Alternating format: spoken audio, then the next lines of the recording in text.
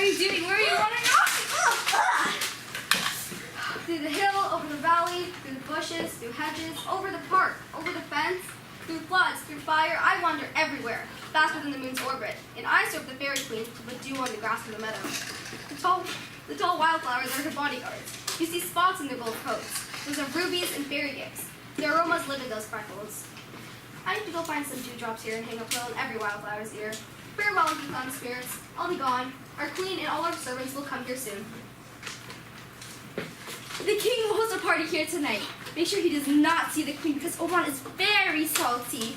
She has stolen a lovely boy from an Indian king to be her attendant. She has never had such a sweet changeling. And jealous Oberon wants the child to be part of his night group. To travel the wild forest, which forcibly keeps the lovely boy, crowns him with flowers and makes him all her joy. And now they never meet in forests or meadows, by the clear spring or in the glittering starlight brightness. They do fight, and all their fearful elves crawl into acorn cups and hide themselves there. Either I'm mistaking your looks for someone else, or you're that clever and mischievous sprite-called Robin Goodfellow. Aren't you the one who frightens the maidens of the village, skims cream from the mill, and sometimes works in the grinder and makes the tired housewife churn uselessly? And sometimes turn the beard on alcoholic, mislead night wanderers laughing at their harm? Those that call you Hobgoblin and Sweet Puff, you do their work and they shall have good luck. Are you not him? You're right. I am the merry one of the night. I told jokes to Oberon to make him smile when I rizzed up a big back horse. Nay, like a young feeble horse. Nay, nay. And sometimes I hide in an old woman's bowl, disguised as a roasted crab apple. When she drinks, I bob against her lips and pour the ale down her flabby neck. And when the wisest Aunt Thomas Sasko mistakes me for a three-legged stool, I slip from under her and he topples over and cries, "Oh my God, my father!" And everybody holds their hips and laugh and groan in their happiness and sneeze and swear a better time was never wasted there. But move over, fairy! Here comes King Oberon! And here's my mistress. I wish that you were gone. Thank you. Sucks to see you, Titania. What do you want, jealous Oberon? Fairies, let's go. I've given up his bed and company. Wait, hasty woman. Am I not your husband? Then I must be your lady, but I know when you snuck away from fairyland and sat all day playing on a corn flute and singing your love to lustful Phillida disguised as Corin. Why are you coming here from the farthest parts of India? Except the truth is, the bouncing Amazon. Your empty-headed side chick and your warrior lover must marry Theseus. Have you really come here to give their bed joy and prosperity? Shut up! How can you try to make me feel bad for sleeping with Hippolyta, Titania, when I know of your love for Theseus? Didn't you lead him through the glimmering night of Perigenia, whom he raped, and make him abandon pretty Angel at Ariadne and Antiope? These are lies out of jealousy, and never since the arrival of midsummer have we met on hill, in valley, forest, or meadow, or by pebbly spring or by weedy stream, or in the beach border of the sea, to dance in circles to the whistling wind. But you have disturbed our fun by arguing. The winds that were playing music for us, now in vain, have sucked up dangerous fogs from the sea as in revenge, which falling in the land make every little river so proud that they've overflowed their banks. Therefore the ox has stretched his yoke in vain, the farmer lost his sweat, and the green corn has rotted before it could have been fully ripe. Can you pay attention? The sheep pen stands empty in the brown field, and crows are fatted with the dead flock. The game court is filled up with mud, and the elaborate mazes in the lush grass are unrecognizable because of their lack of their use. The human mortals lack their winter joy. Without hymns or carols, no night is the same. What did you just do? Therefore, the moon, the governess of floods, pale in her anger, dampens all the air so that flu-like diseases are everywhere. And throughout this unhealthy weather, we see the seasons change. Silver frosts fall in the fresh lap of the crimson rose, and on Jack's frost, thin and icy crown, sit the fragments of sweet summer buds. As if in mockery, the spring, the summer, the fruitful autumn, and the angry winter exchange their usual uniforms. And the amazed world, by their increase, are now confused. And this same child of evil comes from our debates, from our fighting. We are their parents and originators. You fix it then. It's up to you. Why should you argue with me? I only asked for that little changeling boy to be my servant. Calm down. The fairyland cannot buy the child from me. His mother was a follower of mine, and in the spiced Indian air by night, very often she gossiped with me and sat with me on the beach, watching the outgoing trading ships on the water when we had laughed to see that the sails got pregnant and grow big-bellied with the lustful wind. She had pretty and gliding movements, her womb then rich with my young squire. She would sail upon the land, mimicking the ship, to fetch me gifts and return again, as from voyage, rich with merchandise. But she, being mortal, died from childbirth. And for her sake, I will raise her boy. And for her sake, I will never part with him. How long will you stay here? Probably until after Theseus' wedding day. But if you will patiently dance in our circle and see our moonlight parting, come with us. And if you won't, please stay away from me, and I will stay away from you. Give me that boy and I'll go with you. Not for your fairy kingdom. Fairies, let's go. If I stay any longer, I will certainly strangle this madman. Well, go your way. You will not leave this forest until I give you back for this insult. My gentle pup, come here. Do you remember when I sat upon a cliff once and heard a mermaid on a dolphin's back, singing such a sweet and harmonious song that the wild sea grew peaceful at her melody, and shooting stars emerged to hear the sea maid's music? I remember. That time I saw something you did not. Cupid, all armed, flying between the cold moon and the earth, took a confident aim at a virgin priestess thrown in the west, and shot his love arrow skillfully from his bow, as if it should pierce 100,000 hearts. But I saw young Cupid's burning arrow drowned in the maiden beams of the watery moon, and the royal priestess continued on in virgin meditation unconcerned. Yet I noted where the arrow of Cupid fell. It fell upon a little western flower, before milk white, then turned purple with love's wound. The maidens call it love and idleness. Fetch me that flower, the herb I showed you once. Its juice laid on sleeping eyelids will make either a man or woman madly in love upon the next live creature that it sees. Fetch me this herb and return here again before a whale can swim 3 miles. I'll circle around the earth in about 40 minutes. Once I have this juice, I'll wash Titania when she's asleep and drop the liquor in her eyes. The next thing then, when she wakes and looks at, maybe a lion, bear, wolf, or bull, a meddling monkey or busy ape. She'll pursue it with the soul of love, and then I'll remove this effect from her with another herb. But before that, I'll make her give up her servant to me. But who's coming? I'm invisible, and I will overhear the conversation. I don't love you, so do not pursue me. Where is Lysander and beautiful Hermia? I'll kill one of them, and the other will kill me. You told me they had snuck into these woods, and here I am going crazy in this forest. Because I cannot find my Hermia, so go away and stop following me. You attract me, you hard-hearted magnet, but yet you do not attract iron, for my heart is as true as steel. Just do not be attractive, and I will have no power to follow you. Do I attract you? Do I talk to you nicely? Or do I not, in the honest truth, tell you that I do not and cannot love you? And even for that, I love you more. I am your dog, and Demetrius, the more you beat me, the more I will adore you. Treat me like your dog, reject me, hit me, neglect me, lose me. Just give me permission because I am unworthy to follow you. Is there a worse place that I can beg to be loved by you, and yet a place of high honor for me, than to be used as you use your dog? Do not tempt the hatred I have, for I am sick when I look at you. And I am sick when I do not look at you. You risk your reputation too much. To leave the city and put yourself into the hands of one that doesn't love you? To trust the opportunity of the night and the bad choice of a deserted place with the rich worth of your virginity. Your manliness is my protection, because it is not night when I see your glowing face. Therefore, I think I am not alone in the night. Neither does this forest lack the whole world, for you, in my regard, are the world. Please excuse this interruption. Then how can you see me? Then how can you say I am alone? And the whole world is here to look at me. I will run from you and hide in the bushes and leave you to the mercy of wild beasts. Not even the wildest beast is as wild as properly. you. Run as you wish. The story will be changed. Apollo flies and Daphne chases him back. The dove pursues the griffin.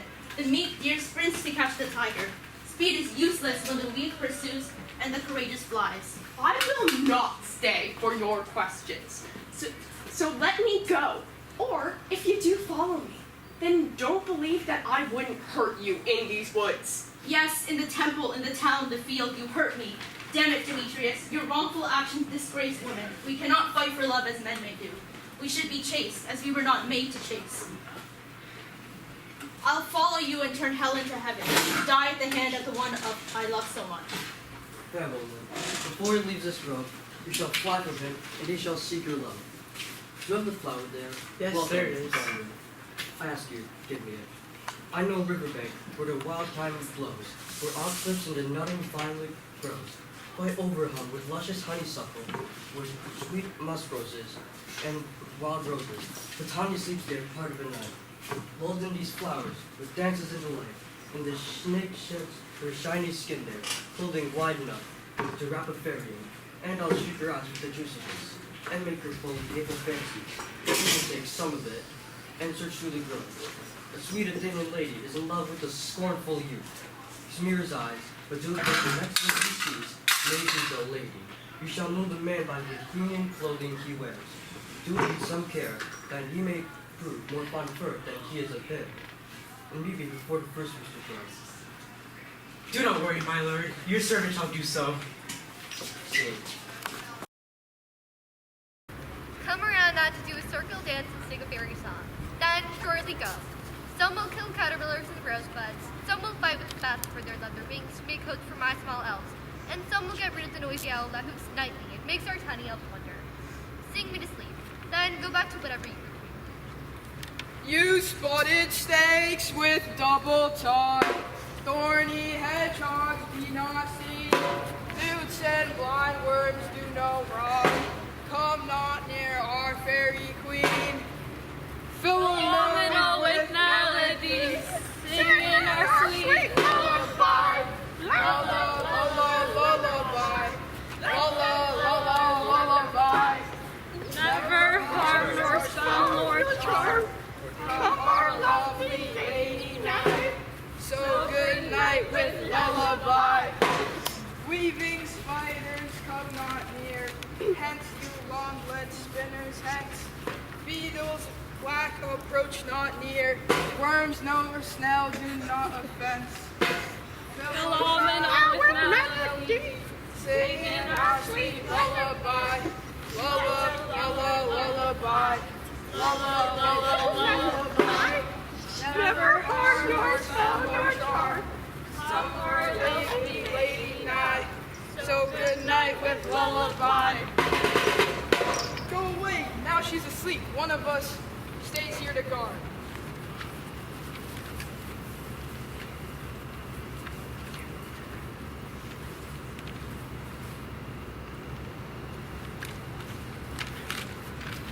what you see when you wake up, do take it for your true love. Love and suffer for his sake, be it lynx or cat or bear, leopard or boar with bristled hair, that shall appear in your eye when you wake up. When is your dear? Wake when some nasty thing is near.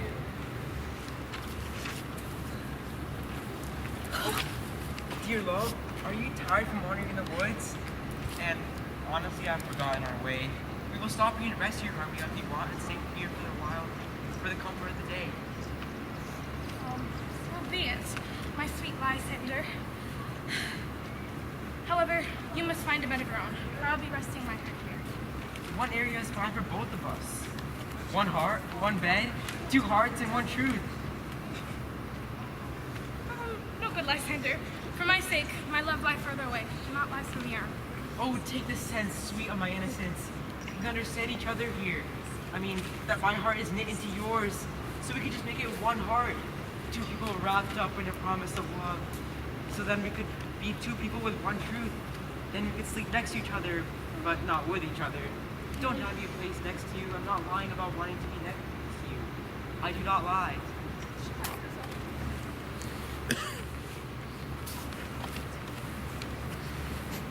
Lysander, you joke very eloquently. Now, don't curse my manners and my pride, if Hermia meant to say you lied. But, gentle friend, for love and politeness, please sleep further away, out of respect. We need such separation, as normally said. It only suits a moral bachelor and a single girl. So sleep far away, and good night, sweet friend. May your love never change until your sweet life ends. Amen, amen. I'll say to that fair prayer. I'll end my life before my loyalty to you does. Here is my bed. Sleep well. I hope you get some good sleep too. Good night, sweet night.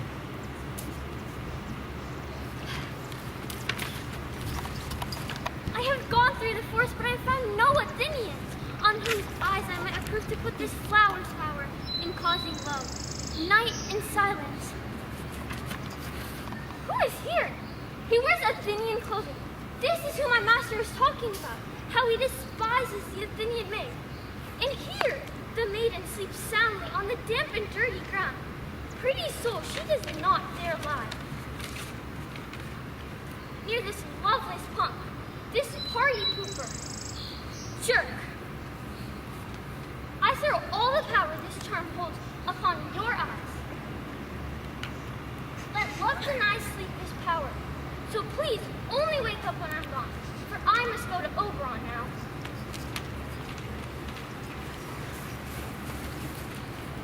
Stay, although you kill me, sweet Demetrius. I command you, leave, and please do not harm me anymore. Are you going to leave me in the dark? Wait, don't go. Stay at your own risk. I'm warning you. I will go alone. Oh, I am out of breath from this foolish chase. The more I pray, the smaller my fortune. Hermia must be happy wherever she is, for she has blessed and attractive eyes. How are her eyes so bright? Not with salt tears. If it was, then my eyes would be brighter than hers. No, I'm as ugly as a bear, for beasts that meet me run away in fear. Therefore, it is no surprise that Demetrius ran from me like he would from a monster. What wicked and lying mirror of mine made me think I could ever compare with Hermia's beautiful eyes? Oh, but who is this? Lysander on the ground? Dead or asleep? I see no blood, no wound. Lysander, if you live, good sir, obey.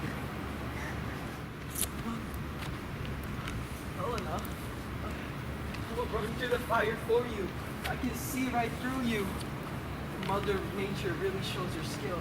I see your heart through your chest. Ah! Actually, where's Demetrius? Oh, such a skibbity name deserves to die by me. Don't say that, Lysander. Just don't say that. Who cares if he loves your Hermia? Oh my God, just don't say that. Hermia still loves you, so be happy. Happy? With Hermia? No, I regret the boring minutes I've wasted with her. I love you, not Hermia. Who wouldn't trade a beta for an alpha? The will of a man is controlled by his logic. So I, being young, hadn't learned to reason until now.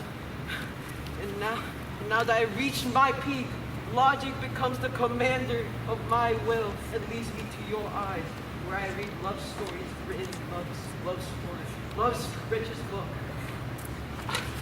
Why do we deserve this cruel teasing? And why do we deserve this mockery at your hands? Isn't it enough? Isn't it enough? That he never did, nor never can get a sweet look from Demetrius' hunter eyes, but you just had to rub salt on my knees. Truly, your wrong turns me up in such a disrespectful manner, so bye, kill me! I had to say that I thought you were a Sigma, but no, a lady that was rejected by one man is instead abused by another! Wait, Helena. Oh, Hermia. Yes, Hermia.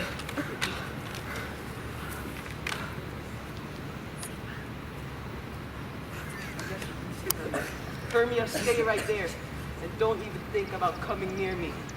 Too many sweet things can cause a nasty trip to the toilet, or how that lies that meant are hated most by those who are lied to. So you are the extra candy in my life. You're going to be hated by everyone, especially by me.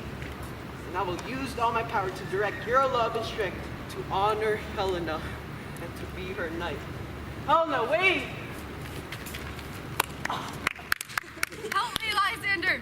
Help me! Do your best to kill this crawling serpent from my chest! Hey, you should feel sorry for me. I just had a nightmare. Lysander, I'm literally shaking in fear. I thought the serpent would phantom tax my heart, and you sat grinning at his cruel attack. Lysander, where did you go? Lysander, where are you? If you hear me, then just break your mewing streak. You already have an alpha jawline. I'm literally about to faint out of fear. No? Then I guess you've already agreed off. I'll find you or death immediately.